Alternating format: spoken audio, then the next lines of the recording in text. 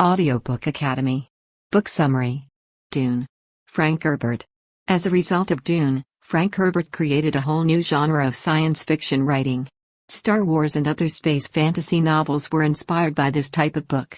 He built a solar system from scratch. In Arrakis, spices rule. Mélange, a highly addictive and essential ingredient for space travel, is used by navigators. Although the spice isn't as addictive in tiny quantities, it does help to extend life. Arrakis is the only place where the mélange may be obtained. When Dune begins, the Atreides family is in charge of everything. Previously, the House Harkonnen controlled the spice, but they had began storing it in order to limit production and boost the price of their supply in the future. It was only after this was found that the other houses formally petitioned Emperor Darth Vader to grant the planet to the Atreides. When the Baron Harkonnen learns that the Duke Atreides and his family are on their way, he sets up a trap for them so that he can kill them all with the help of his spies and troops. In spite of the death of the Duke's wife, Jessica, and their son Paul, a Bene Gesserit, they manage to flee after being assimilated by the local freemen. The two go on to launch a rebellion against the Harkonnens and the Emperor. After becoming the Reverend Mother, Jessica gives birth to a tiny girl who has full memories of all the Bene Gesserit that have preceded her. This transformation makes Paul the Muad'Dib, who can see the past and future at any given moment. The ecology and religion of Dune are fully explained in the book's appendix. A report on the Bene Gesserit and the noble houses is part of Herbert's extensive world building. In addition, he provides a glossary of often used terminology. Book 1. The book begins with a small boy resting on his back in his bed. His mother, Jessica, and the Reverend Mother Mohiam, a formidable figure, are all around him. To determine his humanity, he must take a test. He has to stick his hand in a box. In the event that you do so, the Reverend Mother will use her gom jabber, a poisonous and lethal weapon, on him. Paul, the youngster, holds his hand steady despite the box's discomfort. He is too afraid of the gomibber to take his hand away. According to her, he might be able to use the Kwisatz Haderach to make significant alterations to the cosmos. Paul discovers that the Reverend Mother was his mother's teacher at the Bene Gesserit school when he takes the test. When the Atreides family moves from Caladan to Arrakis, they tell him that his father, Duke Leto, would die shortly after his death. This desert planet is currently ruled by the Harkonnens, an enemy of the Atreides. Harkonnen, the Baron, is next. He has become so horribly overweight that he is unable to walk. However, his thinking is clever and nasty. It is revealed that he plans to get Duke Leto to swap Caladan for Arrakis with the help of his nephew, Feyd-Rautha, and Peter, a mental, no emotions, only reasoning, servant. Arrakis is the primary source of the immensely addictive spice mélange, despite the fact that it appears to be a poor trade. The Baron seeks out the Atreides family so that he can assassinate them all with the help of his troops. Returning to Caladan, Jessica is questioned by the Reverend Mother as to why the Bene Gesserit wanted her to birth a son rather than a daughter. To which she responds, "It's what my husband wanted." To put a stop to the feud between their families, the Reverend Mother reminds her that she was meant to have a daughter of her own to marry into the Harkonnens. In his dream, Paul tells the two women that a girl called him Azul, and that he had a crush on her. Thufir Hawat and Paul meet for the first time. The Duke's chief strategist, he is also one of Paul's primary teachers. He shares this information with Paul, who is shocked to hear about the Freemen. It's his opinion that they are hardy and need to be dealt with. Then there's Gurney Halleck. Both the Duke and Paul receive instruction from him in the art of war. Because he believes Paul will soon be forced to fight for his life, he pushes him to the limit in swordplay. Dr. Yue, the House Atreides doctor, meets with Paul after his rigorous training. A desert planet's indigenous peoples are taught by him. Freemen are the name of the indigenous people. Because of the spice, they have blue eyes with no whites. They are desert people who only marry other desert people, and they do not interbreed. According to folklore, Polish is a city dweller, but wisdom comes from the desert. After that, Paul inquires about sandworms. According to Dr. Yue, they can grow to a length of 400 meters. The reader learns via the doctor's thoughts that he has been sent to betray the Atreides by the Harkonnens. Paul's father, Duke Leto, will soon arrive to meet with him. They're about to walk into a trap, but the House Atreides can handle it, he promises his son. Aside from the spice, or mélange, the Harkonnens have been stockpiling, the Duke tells him. They intend to devastate the planet in order to raise the price of their spice. This is known by Joam, Combino Netober advance their mercantiles, and thus they've awarded Duke Leto the planet as a result. The spice trade is vital to the houses, and they do not want the Harkonnens in charge of it. Arrakis welcomes the Atreides family. The Arrakeen is their new home. The old empire used to have a government residence in this location. Excessive riches can be seen in the palace's opulence. In Carthage, a cheap and brassy city, some 200 kilometers northeast over the Broken Land, the exiled Harkonnens have their new megalopolis. In her first meeting with her new servant, shout-out Mapes, a freeman, Jessica is put through her paces. Mapes shows her a knife, and she recognizes it. Maker, or Christ knife, refers to this particular weapon. That is why Mapes believes that Jessica is the one. The doctor tells Jessica that Paul is in bed when she tries to find him. There is a lot of talk about the freeman between them. As the Atreides take over, some people are pleased, but others fear that the Atreides will be just as wasteful with water. Paul is battling a mechanical assassin as Jessica studies an intricate greenhouse that is irrigated every day. Lady Fenring, a member of the Bene Gesserit, sends a message to Jessica. The attempt on Paul's life was mentioned in the warning, but it was too late. A traitor is also mentioned in the text. She'd already learned from the doctor's wife that the Harkonnens had either killed or kidnapped the other Bene Gesserit. The Duke decides to take matters into his own hands following the assassination attempt on his son. War Master Halleck is sent to persuade Freeman miners to keep working for the Duke. Since the Harkonnen trap is coming, Leto plans to sneak inside the spice smuggling network and secure their cooperation.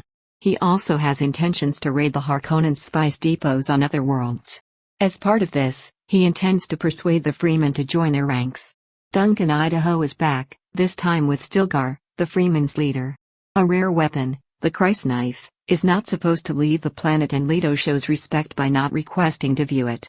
Stilgar pays his respects by spitting on the table. This is a wonderful personal present because water is so scarce on Arrakis. The Freemen invite Duncan to accompany them back to their siege. As a means of fostering greater ties between his house and the Freemen, Leto decides to accept it.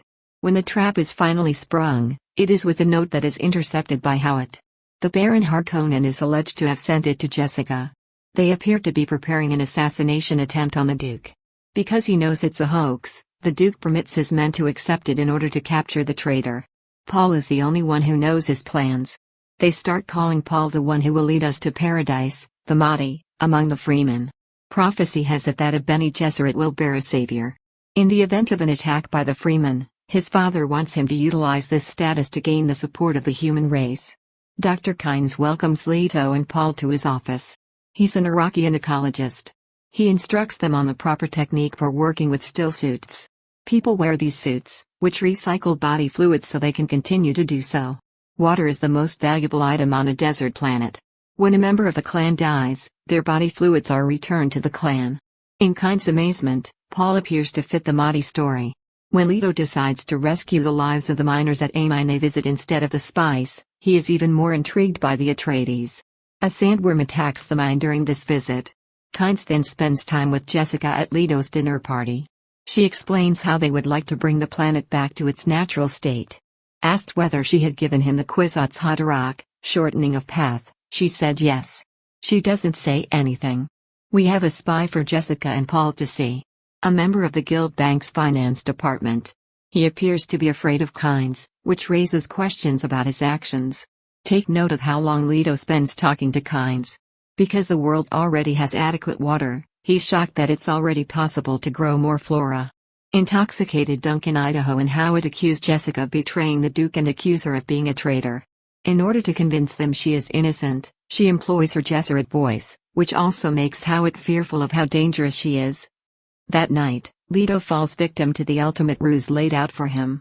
A venomous tooth is placed in his mouth by Dr. Yue, who manages to subdue the assailant. He apologizes and explains that he has to do this in order to save his wife's life. When Leto gets close to the Baron, he's intended to bite down on it, and a gas will be released that will kill him. After that, he hands him over to the Baron's armed forces. A small flying spacecraft, Ornithopter, captures Jessica and Paul and whisks them away. With the use of her voice, Jessica manages to pit the two captors against one another. A bundle containing still suits, supplies, and the Duke's ring that Dr. Yue withdrew after planting the tooth, in order to ensure Paul got it, is found by her and Paul after they kill each other. When additional ornithopters come, they flee for their lives. Yue demands to visit his wife at the Baron's magnificent residence, but he is unsurprised that the Baron has already slain her. Then he gives the order to his assassin, Peter, to kill the physician. The Baron demands to know where Jessica and Paul have gone as his soldiers bring Leto in. As soon as the Baron gets close enough, the Duke tries to poison him. A secret entrance allows Baron Spencer to escape, but Peter and his men are poisoned when he eats the tooth. The Sardaukar, a member of the Emperor's elite guard, arrives just as the Baron is reorganizing and asks to see the body of the Duke. According to the Emperor's orders, the Duke was to be dispatched as quickly and painlessly as possible. Baron agrees to let Guy examine Duke's corpse even though doesn't want the Emperor seeing his blunders. Duncan Idaho is keeping an eye out for Paul and Jessica. Dr. Yue aided him in his escape so that he could assemble the surviving. Paul begins to get visions and transform into the Mahdi as they are hiding out. In combination with his training and his Bene Gesserit lineage, the spice he has been ingesting is enhancing his abilities. His brain power is increasing at a rapid rate. Despite the fact that she hasn't notified anyone about her pregnancy, he is able to outthink his mother and tell her she is going to have a girl. In addition, he tells her that the Duke was aware of her guilt. Then he tells her that the Baron is her father, and she and he are both Harkonnens. It is only when she questions whether or not he is the Kwisatz Haderach that was predicted by the Bene Gesserit that he reveals his identity and informs her he is something new. For him, it's easy to see where each possible path leads. For him, the one who shows the way will be Muad'Dib, or the one who guides. In the midst of their preparations for a holy war, the Bene Gesserit witches forced him onto a path he doesn't want to follow. Kwisatz Haderach was bred by Bene Gesserit, but his birth was unexpectedly early. Book 2. Paul and Jessica are in the tent, waiting for Duncan Idaho to return, when this chapter begins. Paul begins to devise a strategy for reclaiming Arrakis and exacting retribution on those responsible for the death of Duke Leto. The conflict with the Harkonnens will heat up now that Paul is the new Duke. Ornithopters start flying around and the Sardaukars assume they're in trouble. They flee after Paul drops the tent. Howat, on the other hand, is still among the freemen. When they bring down an ornithopter full of Sardaukar, he is impressed. Howat believes Jessica is to blame for Leto's death and has vowed to hold her accountable. Howat is kidnapped by Harkonnen's troops before he and the freemen can depart. The ornithopters that are following Jessica and Paul are piloted by Duncan Idaho and Dr. Kynes. Paul discovers during his encounter with Dr. Kynes that he is the Leet, the freemen's highest commander. During his negotiations with the Leet, Paul explains his scheme to blackmail the Emperor into placing him in command of Arrakis in the place of his father, whose army were responsible for his father's death and who wanted to exterminate the Atreides family. If the Emperor employed his forces to annihilate one of the Landsraad, or leading families, the Landsraad would revolt against him. Kynes is hesitant to employ the freeman's abilities, despite Paul's insistence. And when Paul promises to be loyal to Kynes and the freeman, Paul gives in and becomes loyal to him very immediately. The Sardaukar sprung out of nowhere. Paul and Jessica are saved, but Duncan Idaho is slain and taken into custody by Kynes, who manages to save them. Suddenly, the focus changes to the Baron's estate. Because no one could have survived the sandstorm in which they lost Paul and Jessica, his guard captain believes they are both dead. As a result, he believes that Dr. Kynes is an enemy of the United States. Kynes' killing is also ordered by the Baron. A little while after that, the captain informs him that they've managed to capture Howat. In light of Peter's demise, the Baron seeks to transform Howat into his mentat.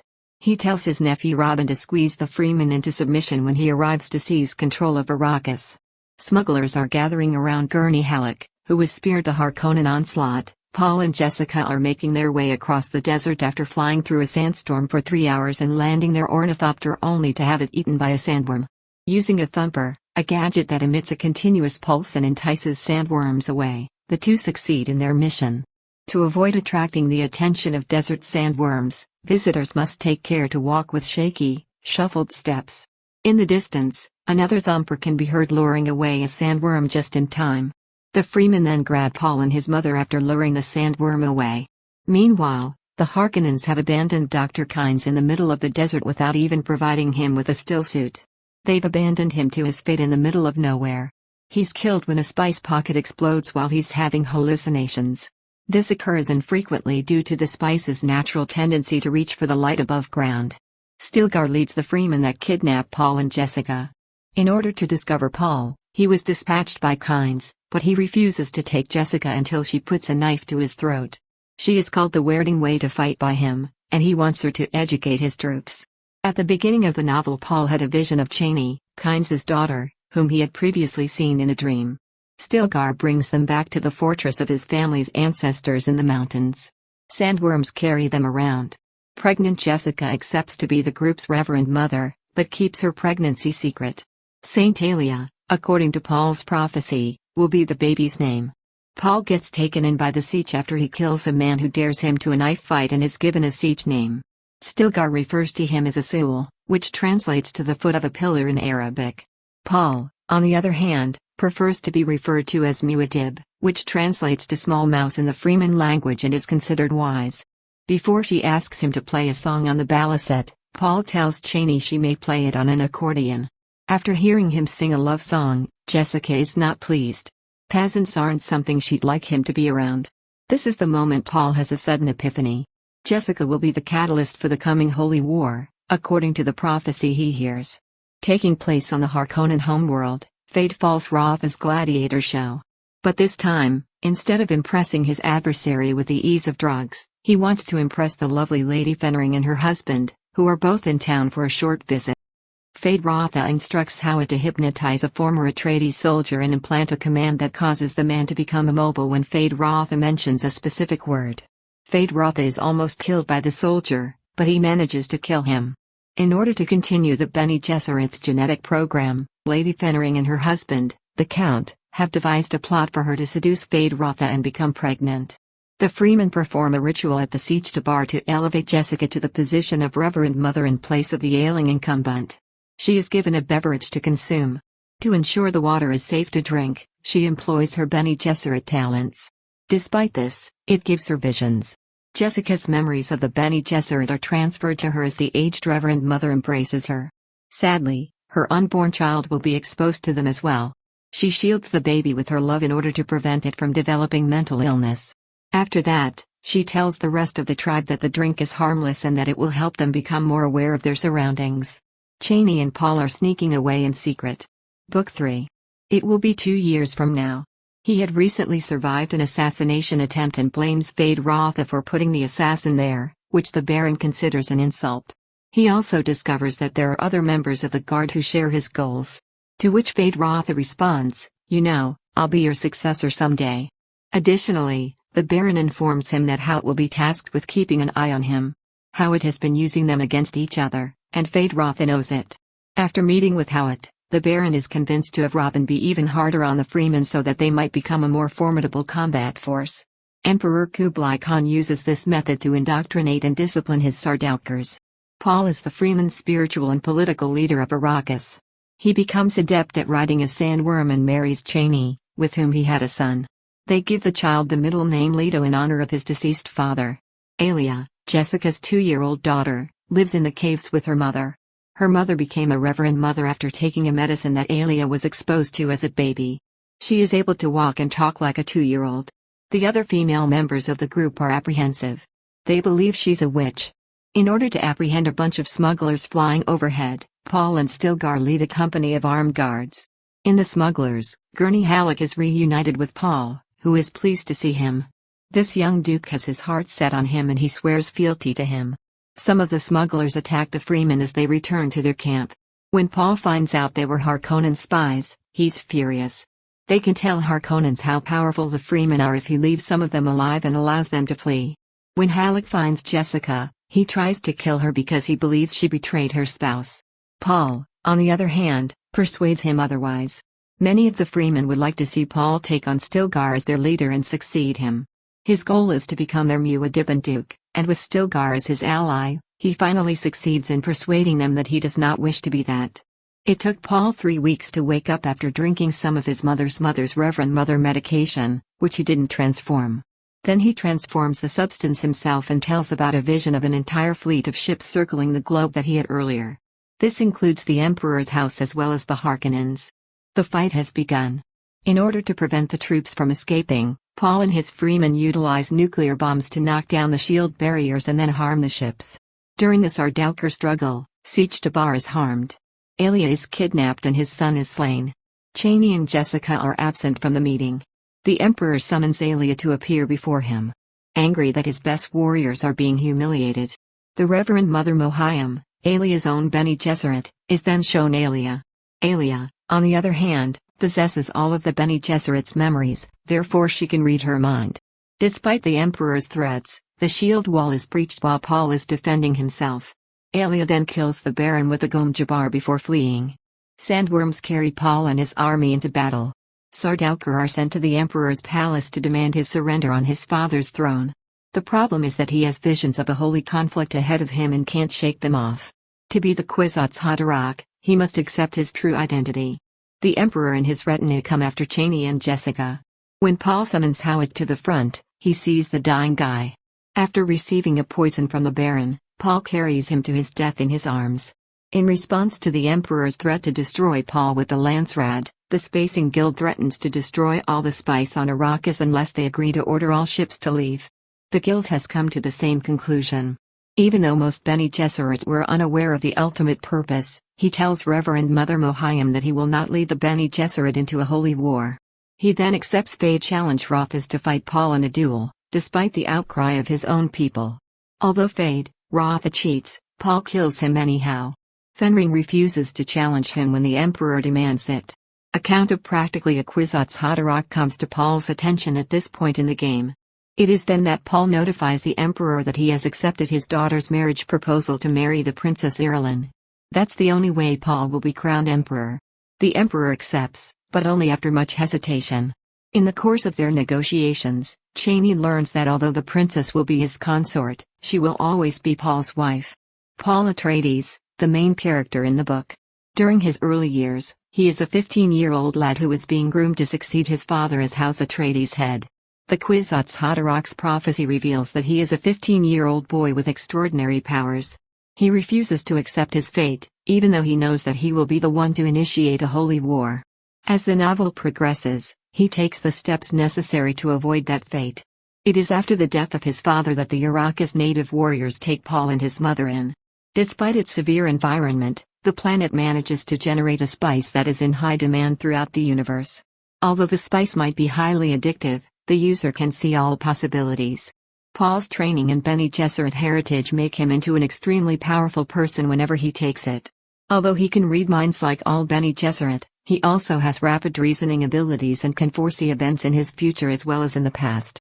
Everything he and everyone else does now has an impact on the future, and he knows it. Depending on who you ask, he can take on many various personas. On Arrakis, Spice Planet, he is Duke Atreides, Emperor's representative.